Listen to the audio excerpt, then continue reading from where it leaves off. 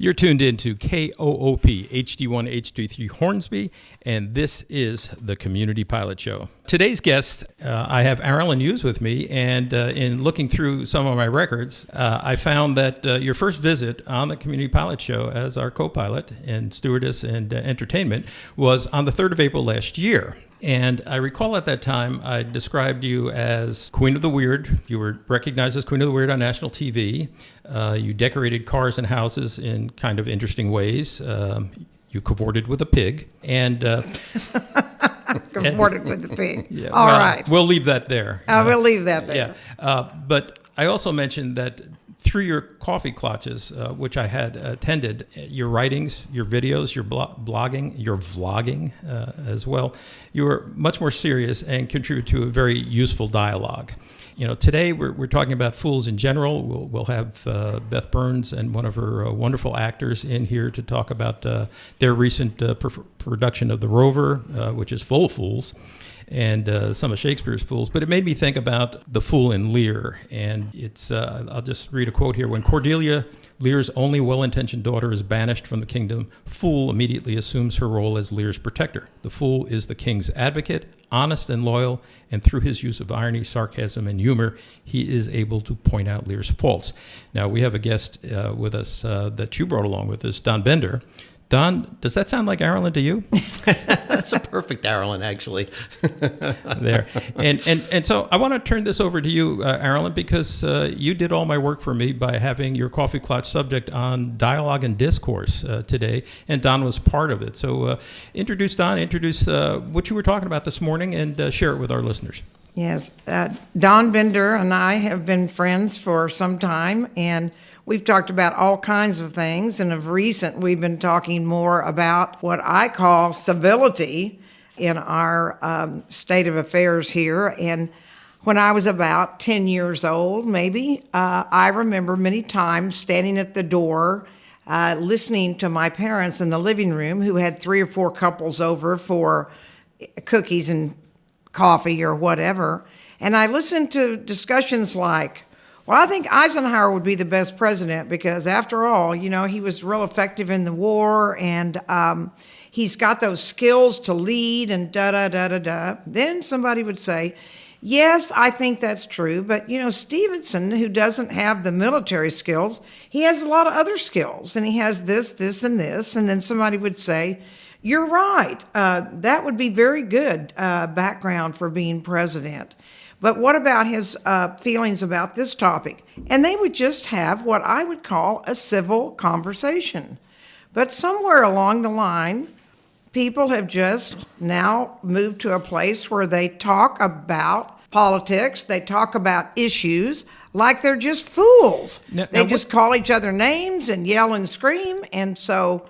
Before we get to that discourse, I wanted to go back to your original discourse that you refer to from your youth, and what were some of the things that made it civil? What were some of the, the rules of behavior, if you will? Well, I think that's a good question, and Don can probably chime in on this too, but it was mainly that no one stomped out of the house and said, I'm never speaking to you again. No one threw anything. No one called another person a name. No one raised their voice. I just had this idea that that's the way you were supposed to talk about issues. And so what I see today in the fools out there is just appalling. What do you think, Don? Do you remember, if you think back in those days, did either one of you refer to yourself as red or blue? No. That is, to me, where we've gone, is we've become a separate society. So when you look at, like, normally what used to be a bell curve of where we fell across any topic, now we have 2 bell curves, at least how it's perceived. So you have a bell curve on the left and a bell curve on the right. And that's not really where we are, but that's the way things, when you listen to the news, depending on which channel you're listening to, we feel like we're so divided that there's no middle anymore. Mm-hmm. So without a middle, you have no place for common discussions. So the kinds of things that you were talking about in that election, and you were talking about the people in that election, you actually were there both closer to the middle, and you can really have those discussions. And you can see where you agreed and disagreed. Now we just automatically disagree when we go into the conversation, and there's no middle ground, so there's no way to compromise. It's kind of like also getting a label, which I don't think my parents necessarily had on each other. Anyway, I won't go into that about my. Well, there's but an in other interesting words, point too, is that Yeah. it created a dichotomy where it doesn't naturally exist or doesn't exist in reality. They keep doing blind surveys and finding that both sides of that green and blue divide agree in a majority on a number of issues that are essentially shown as completely separate. Either or, black or white. Right. Yeah, and what you'll notice is that as soon as a topic comes up, we kind of go to our corners and pick up sticks, and now we're at a battle with each other. So it's almost like that's the way things are supposed to be now. Right. And also the labeling. You're red, you're blue, so I know how you think on this issue. I know what you believe. Well, no, they don't. We live in a complex society, and I think most people are just not one way all the time, and certainly not one way according to the label of red, blue, or whatever. And I want to talk a little bit about something that's an anomaly for me, and that's Mary Madeline and James Carvell, who are a married couple The married and have couple, been that's right. for some time. And he's a rabid blue Democrat. She's a rabid red Republican.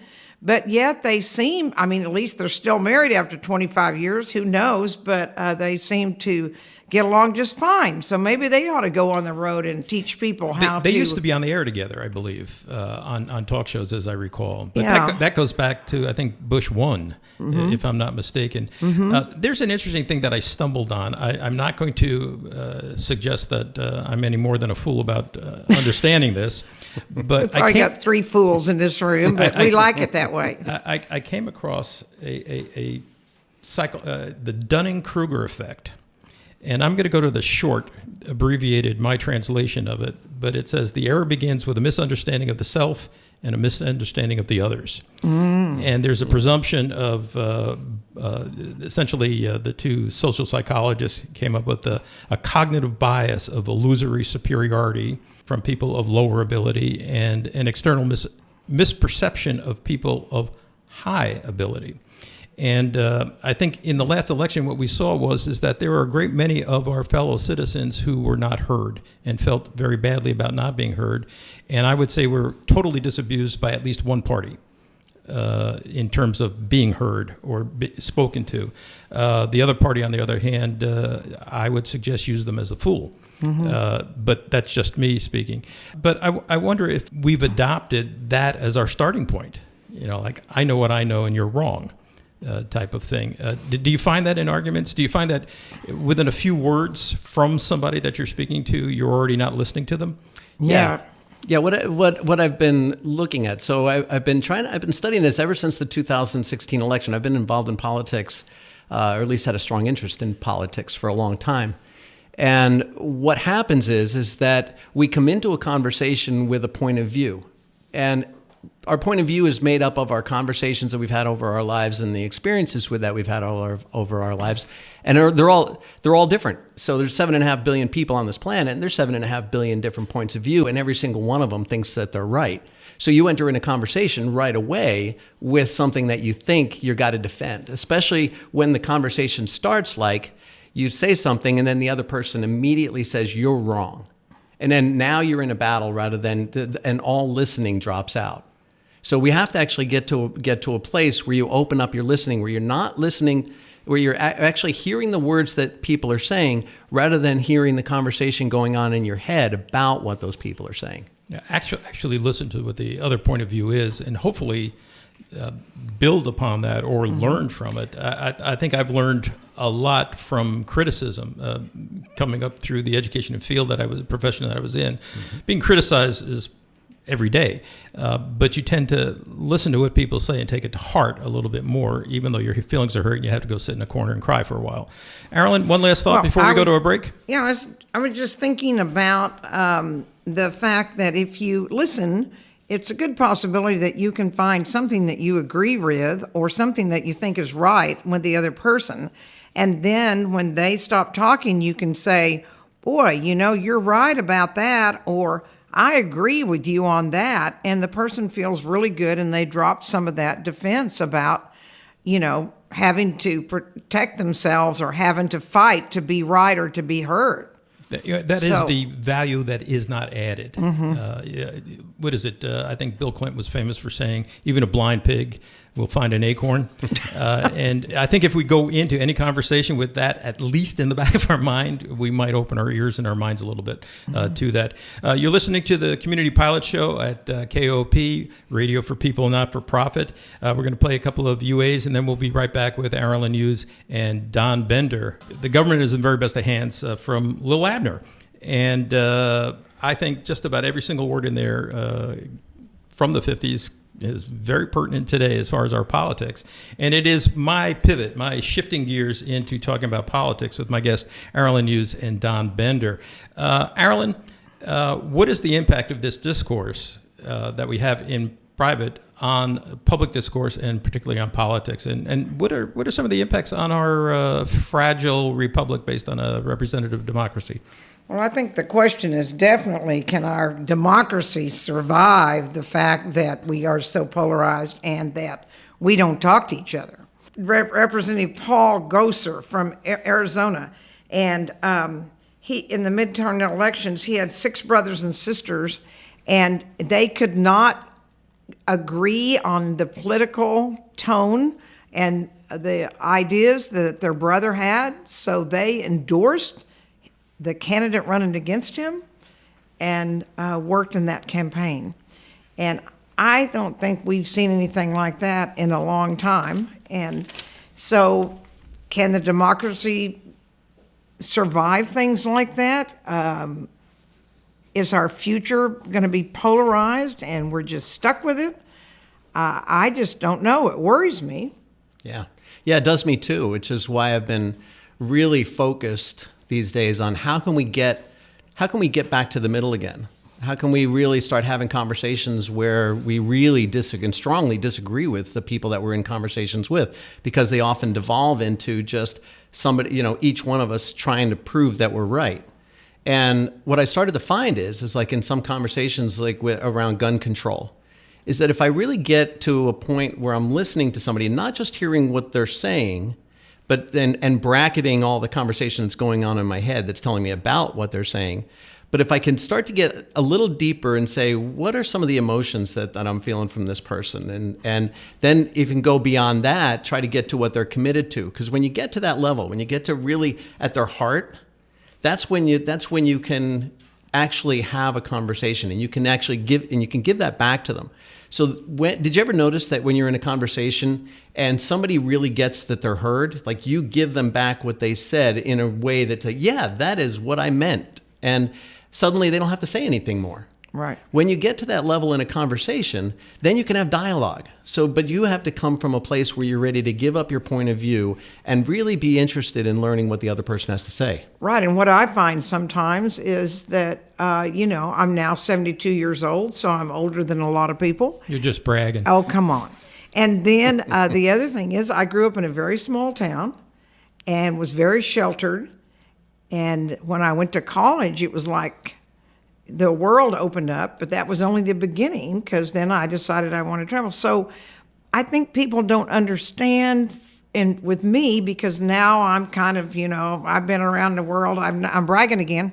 I've been around the world and I've done all these things, but I think people forget that I came from very humble, basic, simple, small town value system. My parents were like that. My brother was like that. My friends are like that. And that's still here. That's still inside of me, Aralyn, and that still comes out. This goes to both of you. Do you think with time, with education, with experience, with knowledge, you matured and some wisdom has been formed? I can answer the question for you. I think so, in the way you represent these coffee clutches and the subjects, the way you organize them to listen as well.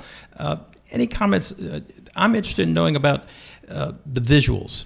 the screaming heads. They're no longer talking heads on the 24-hour newscasts. And what we see at what are rallies that take me back to, they should be in a different language in a different decade and century. The visuals are really bad right now, in my opinion. Do you find that those bad visuals move to the individual, just road rage, or the guy next to you online? Yeah, what I feel about that is that to me, when you talked about being in bubbles, and we're when you grow up and you're growing up in small communities, you're basically in a bubble of that community, and your experiences are fairly limited. And now what we have, and by having those limited experiences, then you don't have the diverse, you don't experience other person's way of being and the way they are in other parts of the world. The more we get out into the world, the more open we become. And, I don't know if you become more liberal, you just become more open and a more open point of view. But when you talked about like the Fox Newses and then the MSNBCs, that creates another little bubble. That creates a societal bubble. And then we jump into whichever side that we agree on, and then we're fed that information, and that forms our points of view. And then again, it keeps us in a bubble. And that's what keeps us divided. It's kind of like a self-fulfilling prophecy. Yeah. You say, and then you hear back. Aralyn, you were very agitated just a moment ago. One way to get out of that bubble, and I feel like I could have been caught in a very small thinking kind of world had I not had one feature about myself that I think a lot of other people have, and that is curiosity. So, and I still have it. When people say, blankety blank, blank, blank, and I think, what are they thinking? I say, where did you get that belief? I mean, did you get it from your parents, your home, your family, or did you read an article or something? Tell me about how you experience that. So asking the questions and having them explain how they got there.